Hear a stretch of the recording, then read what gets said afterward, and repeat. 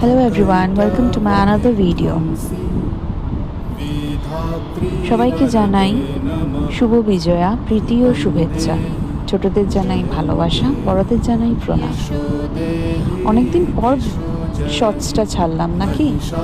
যাই হোক, এইটা হলো আগমনী সেলিব্রেশন হচ্ছে আমাদের পুজো কমিউনিটিতে, ষষ্ঠীতে হয়েছিল।